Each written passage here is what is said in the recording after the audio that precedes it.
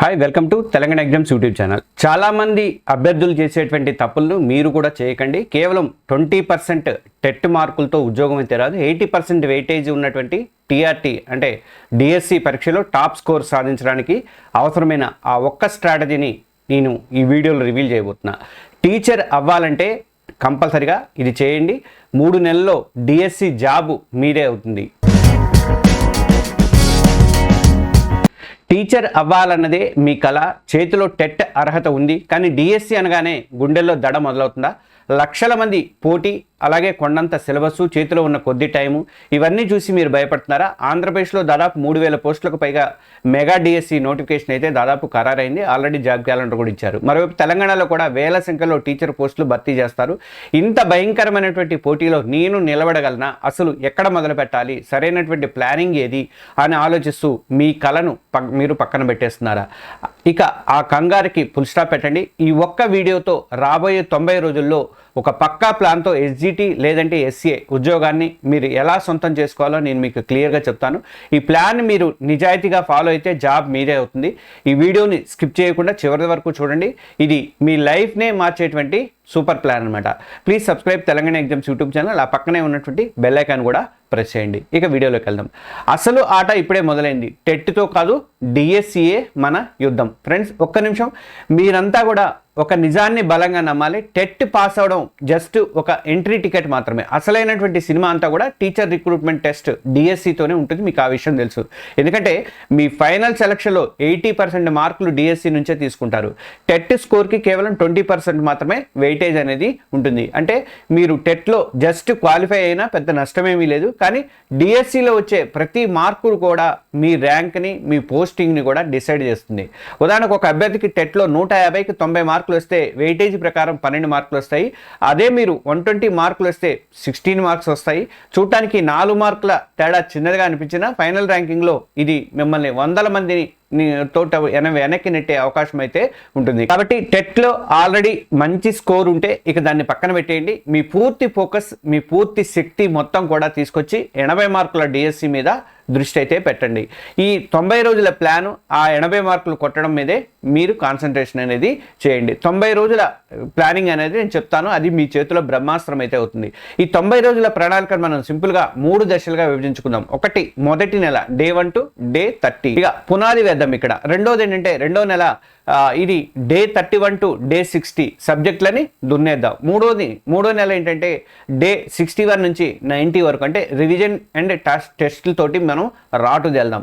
ఈ plan work out అవ్వాలంటే మీరు కనీసం రోజుకి 8 నుంచి 10 గంటలు క్వాలిటీ టైంని మీరు కేటాయించాల్సిన అవసరం ఉంటుంది. ఎన్ని గంటలు చదివామన్నది కాదు ముఖ్యము, ఎంత క్వాలిటీగా చదివాము అన్నదే మిమ్మల్ని గెలిపిస్తుంది. ఫస్ట్ మొదటి నెల పునాది ఎంత బలంగా ఉంటే బిల్డింగ్ అంత స్ట్రాంగ్గా ఉంటుంది. మీరు ఈ మొట్టమొదటి 30 రోజులు చాలా కీలకం. మీకు చాలామంది టఫ్ సబ్జెక్టులతో కుస్తీ పడుతూ టైం వేస్ట్ చేస్తూ ఉంటే మనం తెలివిగా స్కోరింగ్ చేసేటువంటి ఏరియాల మీద దెబ్బ కొడదాం.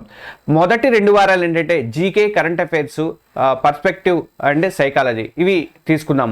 ఇది జనరల్ నాలెడ్జీ అండ్ కంటెంట్ అఫైర్స్కి 10 మార్కులు ఉన్నాయి. దీనికోసం మీరు మార్కులు ఏపీకి తెలంగాణ కొంచెం అటు ఇటుగా ఉండొచ్చు. మీరు అంటే కాన్సన్ట్రేషన్ చేయండి దీని మీద. మామూలుగా ఆ మార్కులు అనేది మీరు డిసైడ్ మీ దాన్ని బట్టి ఉంటుంది. జనరల్ నాలెడ్జీ అండ్ కరెంట్ అఫైర్స్కి 10 మార్కులు. దీనికోసం రోజు 1 గంట చాలు. ప్రతిరోజు కూడా పేపర్ చదవడం, గత 6 నెలల కరెంట్ అఫైర్స్ మ్యాగజైన్ని కంప్లీట్ చేయడం లక్ష్యంగా పెట్టుకోండి. 10 మార్కులే కదా అని లైట్ తీసుకుంటే ఫైనల్ లిస్ట్లో మీ పేరే లైట్ ఆఫ్ అవుతుందని గుర్తుపెట్టుకోండి. ఇక పర్స్పెక్టివ్ ఇన్ ఎడ్యుకేషన్, విద్యార్థి దృక్పథాలు, ఇది 5 మార్కులకు. ఇది చాలా చిన్న సిలబస్, కానీ 5కి 5 కొట్టగలిగినటువంటి ఏరియా ఇది. విద్యా కమిటీలు, చట్టాలు, ఎన్సిఎఫ్ 2005 లాంటివి బాగా ప్రిపేర్ అయితే అవ్వండి. ఇక ఎడ్యుకేషన్ సైకాలజీ, ఇది కూడా 5 మార్కులు.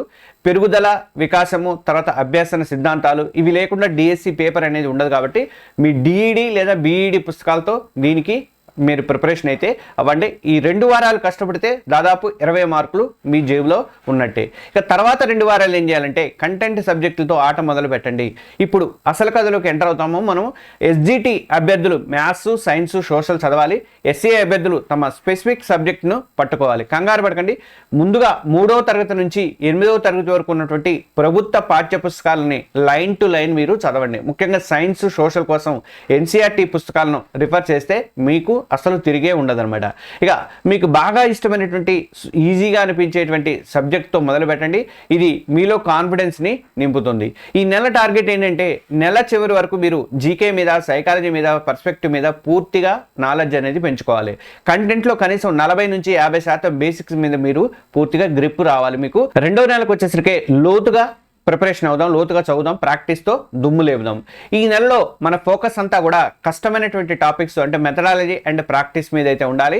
మొదటి 2 వారాలు అంటే 5 and 6 వారాలు ఏం చేయాలంటే మీరు మెథడాలజీ అండ్ టఫ్ టాపిక్స్ మీద మీరు కాన్సన్ట్రేషన్ చేయండి. మెథడాలజీ అంటే బోధనా పద్ధతుల మీద 20 మార్కులకు ఉంటుంది కాబట్టి కంటెంట్ తర్వాత జాబ్ని డిసైడ్ చేసేది ఇదే. ఎస్జిటి అభ్యర్థులు అన్ని సబ్జెక్టుల మెథడాలజీ చదవాలి. ఎస్ఏ అభ్యర్థులు తమ సబ్జెక్టు మెథడాలజీ మీద ఎక్కువ ఫోకస్ అయితే చేయాలి. మీ అకాడమీ పుస్తకాలు దాటైతే ప్రశ్న అయితే ఎట్టి పరిస్థితుల్లో వెళ్ళదు కాబట్టి మీరు బోధనా లక్ష్యాలు, తర్వాత పద్ధతులు, మూల్యాంకనము ఇలాంటి టాపిక్స్ అనేది చాలా ఇంపార్టెంట్. వాటిని మీరు చూసుకోవాలి. ఇప్పటివరకు మీరు పక్కన పెట్టినటువంటి మీకు కష్టంగా అనిపించేటువంటి టాపిక్స్ని ఇప్పుడు బయటకు తీయండి. ఉదాహరణకు మ్యాథ్స్లో క్షేత్రమితి కానీ, సైన్స్లో కెమిస్ట్రీ ఈక్వేషన్ లాంటివి ఈ టైంలో పూర్తి చేయడానికి అవకాశం అనేది 2వ నెలలో ఉంటుంది అనమాట. తర్వాత 2వ నెలలోనే తర్వాత 2 వారాలు అంటే 7-8 వారాలు మీరు ఏం చేస్తారంటే ప్రాక్టీస్ అండ్ మోర్ ప్రాక్టీస్ అనమాట. అంటే చదవడం అంతా ఒక ఎత్తు అయితే ప్రాక్టీస్ చేయడం అనేది మరో ఎత్తు అనమాట. ఇప్పుడు మీరు ప్రాక్టీస్ గేర్ వేయాల్సిన టైం అయితే వచ్చింది. చదివిన ప్రతి టాపిక్కి సంబంధించి బిట్స్ని ప్రాక్టీస్ చేయండి. ప్రతి వారం కూడా కనీసం 2 పాత డిఎస్సి పేపర్లను టైం పెట్టుకొని సాల్వ్ చేయండి. ఇది ఎగ్జామ్ ప్యాటర్న్ని, క్వశ్చన్ల డెప్త్ని ఎలా ఉందో అనేది మీకు చూపిస్తుంది. ఈ నెల మొత్తం టార్గెట్ ఏంటంటే నెల చివరి నాటికి దాదాపు 90% సిలబస్ని మీరు కంప్లీట్ చేసి ఉండాలి. ప్రాక్టీస్ చేయడం అనేది ఒక అలవాటుగా మారిపోవాలి. 2వ నెల కంప్లీట్ అయ్యేసరికి ఇది 90% సిలబస్ మీరు ప్రాక్టీస్ చేసి ఉండాలన్నమాట. ఇక 3వ నెలకు వచ్చేసరికి ర్యాంక్ డిసైడ్ చేసేటువంటి అసలు సిసలైనటువంటి యుద్ధం ఇది. 30 రోజులు మీ ప్రిపరేషన్కే హైలైట్. ఇక్కడ కొత్తవి చదవడం అనేది పూర్తిగా ఆపేయండి. మన ఫోకస్ అంతా కూడా రివిజన్ అండ్ ప్రాక్టీస్ టెస్ట్ల మీదే ఉండాలి. మొదటి 2 వారాలు అంటే 3వ నెలలో మొదటి 2 వారాలు అంటే 9-10 వారాలు ఏం చేయాలంటే రివిజన్ అండ్ వీక్నెస్ అనాలిసిస్ చేసుకోవాలి. ఇప్పటివరకు మీరు రాసుకున్నటువంటి షార్ట్స్ నోట్స్ని పదే రివైజ్ చేయండి. అలాగే మాక్ టెస్ట్లు రాసినప్పుడు మీరు పదే తప్పులు చేసిన ఏరియాలను గుర్తించండి. వాటిని ఒక ఎర్రర్ బుక్లో రాసుకోండి. ఎర్రర్ లాగ్ బుక్ చేసుకోవాలని చెప్పి అందరికీ చెప్పాను. అన్ని ఎగ్జామ్స్ వాళ్ళకి ఇది పనికొస్తుంది. ఆ కాన్సెప్ట్ని మళ్ళీ చదవండి. అంటే మీరు తప్పులు చేసిన వాటిని ఆ బుక్లో రాసుకొని ఎందుకు తప్పు పోయింది, ఈ క్వశ్చన్ నాకు ఎందుకు తప్పు పోయింది, మీరు గ్రాండ్ టెస్ట్ రాశారు అది తప్పు పోయింది, అది రాసుకున్నారు ఎర్రర్ బుక్లో, ఇది ఎందుకు తప్పు పోయిందని మళ్ళీ ఆ కాన్సెప్ట్ని చదవడానికి మీరు ప్రయారిటీ అయితే ఇవ్వాలన్నమాట. ఇది అన్ని సబ్జెక్టులు కూడా వర్తిస్తుంది.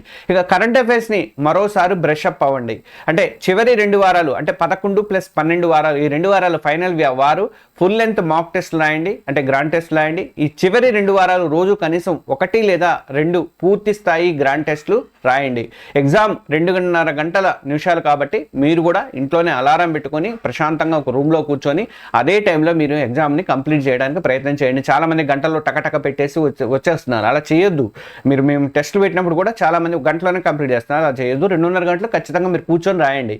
ఇక టెస్ట్ రాసి పక్కన పడేయడం కాదు, అసలు పని ఏంటంటే రాసిన తర్వాత చేసేటువంటి అనాలిసిస్లోనే అసలు మ్యాజిక్ అనేది ఉంటుంది. ఏ తప్పులు చేశారు, ఎందుకు చేశారు, ఏ ప్రశ్నలకు టైం ఎక్కువ పట్టింది, ఇలా మిమ్మల్ని మీరు పోస్ట్ మార్టం అయితే చేసుకోవాలి. దీనివల్ల మీ స్పీడు, మీ ఖచ్చితత్వం అనేది ఖచ్చితంగా పెరుగుతాయి. ఇంకా ఈ 3వ నెలలోనే టార్గెట్ అంటే పరీక్షకు వెళ్లేలోపు కనీసం 20 నుంచి 30 వరకు కూడా పూర్తి స్థాయి గ్రాండ్ టెస్ట్లు రాసి ఉండాలి. 80 మార్కుల పేపర్లో స్థిరంగా మీకు 80%కు పైగా స్కోర్ చేసేలాగా మిమ్మల్ని మీరు మలుచుకోవాల్సిన అవసరం అయితే ఉంటుంది. ఇక్కడ ఇంకొక సూచన చెప్తాను. ఎస్జిటి వర్సెస్ ఎస్ఏ ఒక చిన్న క్లారిటీ ఏంటంటే ఈ ప్లాన్, నేను చెప్పినటువంటి ప్లాన్ అనేది ఇద్దరికి వర్తిస్తుంది, కానీ చిన్న తేడా ఉంది. ఎస్జిటి అభ్యర్థులు ఏంటంటే అన్ని సబ్జెక్టుల మీద అవగాహన పెంచుకోవాలి కాబట్టి మీ ప్రిపరేషన్ అనేది వైడ్గా ఉండాలి. అంటే ఎస్ఏ అభ్యర్థులు ఎలా అంటే ఒకే సబ్జెక్ట్ అంటే మీ సబ్జెక్ట్లోనే లోతైన అంటే డెప్త్ పరిజ్ఞానం అనేది, డీప్ పరిజ్ఞానం అనేది తీసుకోవాలి. మీ కంటెంట్, మెథడాలజీ ప్రశ్నలు ఎస్జిటి కన్నా కూడా కఠినంగా ఉంటాయి కాబట్టి మీ స్పెసిఫిక్ సబ్జెక్ట్కి ఎక్కువ టైం అనేది కేటాయించండి. మిమ్మల్ని గెలిపించేటువంటి 5 గోల్డెన్ రూల్స్ ఇప్పుడు చివరిలో చెప్తాను చూడండి. 1, సిలబస్ మీ బైబిల్ అనమాట. అంటే సిలబస్ కాపీని మీ టేబుల్ మీద అతికించుకోండి. అందులో లేని ఒక అక్షరం కూడా చదివి మీ టైంని అయితే వేస్ట్ చేసుకోవద్దు. రెండోది, పాత పేపర్లే మీ గైడ్. ప్రీవియస్ పేపర్లు మీకు అసలైనటువంటి సీనియర్స్ అవుతాయి. ఏ టాపిక్కి ఎంత వెయిటేజ్ ఉందో అవే చెప్తాయి. ఇక మూడోది మీ నోట్స్ మీ ఆయుధం అనమాట. వేరే వాళ్ళ నోట్స్ మీద ఆధారపడవద్దు. మీ చేతితో మీరు రాసుకున్నటువంటి నోట్స్ రివిజన్ టైంలో ఒక వరంలాగా మీకు పనిచేస్తూ ఉంటుంది. నాలుగోది ఏంటంటే తక్కువ పుస్తకాలు ఎక్కువ రివిజన్ అనమాట. అంటే 10 పుస్తకాలు ఒక్కోసారి చదివే బదులు ఒకే స్టాండర్డ్ పుస్తకాన్ని 10 సార్లు చదవడం అనేది బెస్ట్ నా ఇదనమాట. ఇక ఐదోది ఏంటంటే ఆరోగ్యము అండ్ పాజిటివిటీ. ఈ 3 నెలలు కూడా మీ హెల్త్ జాగ్రత్తగా ఉండాలి. అనవసరమైనటువంటి ఒత్తిడికి దూరంగా ఉండండి. అన్నింటికన్నా ముఖ్యంగా మిమ్మల్ని మీరు నమ్మండి. చూసారు కదా ఫ్రెండ్స్, ఇది కేవలం స్టడీ ప్లాన్ కాదు. మీ విజయానికి డిఎస్సి కొట్టి మీ టీచర్ అవ్వడానికి, మీ విజయానికి ఒక రోడ్ మ్యాప్ లాంటిది. ఈ 90 రోజుల ప్లాన్ని మీరు ఎంత క్రమశిక్షణతో ఎంత పట్టుదలతో పాటిస్తారు అన్న దాని మీదే మీ సక్సెస్ అనేది ఆధారపడి ఉంటుంది. ప్రతిరోజు కూడా నిద్ర లేచేటప్పుడు మీ టార్గెట్ మీకు గుర్తుకు రావాలి. ప్రతి నిమిషాన్ని కూడా జాగ్రత్తగా వాడుకోవాలి రోజులో. అలాగే ఈ ప్రణాళిక పాటిస్తే మీ విజయాన్ని ఎవరు ఆపలేరు అని చెప్పేసి నేనైతే నమ్ముతున్నా. రాబోయే డిఎస్సి ఫలితాల్లో మీ పేరు ఖచ్చితంగా ఉంటుంది. ఈ వీడియో మీకు హెల్ప్ అయింది అనిపిస్తే తప్పకుండా ఒక లైక్ చేయండి అర్జెంటుగా. మీలాగే కష్టపడి చదువుతున్నటువంటి మీ ఫ్రెండ్స్కి, ఉపాధ్యాయ నిరుద్యోగులందరికీ కూడా, అలాగే బంధువులలో ఎవరుంటే వాళ్ళకు కూడా ఈ వీడియోని షేర్ చేయండి. ఎందుకంటే నాలెడ్జ్ని పంచితే మీకు కూడా పెరుగుతుంది. డిఎస్సి ప్రిపరేషన్కి సంబంధించి ఇలాంటి మరెన్నో వీడియోల కోసం మన తెలంగాణ ఎగ్జామ్స్ యూట్యూబ్ ఛానల్ని ఇప్పుడే సబ్స్క్రైబ్ చేసుకోండి. అస్సలు మర్చిపోతే పక్కనే ఉన్నటువంటి బెల్ ఐకాన్ కూడా ప్రెస్ చేయండి. మీకు ఏమైనా డౌట్స్ ఉంటే కింద కామెంట్స్లో అడగండి. All the best. మీకు వేరే వీడియోలు కూడా కావాలన్నా అడగండి. నేను ఇవ్వడానికి 99% ప్రయత్నం అయితే చేస్తాను. ఈసారి వచ్చే రిజల్ట్లో మీ పేరు చూస్తారన్న నమ్మకంతో నేనున్నా. Thank you very much.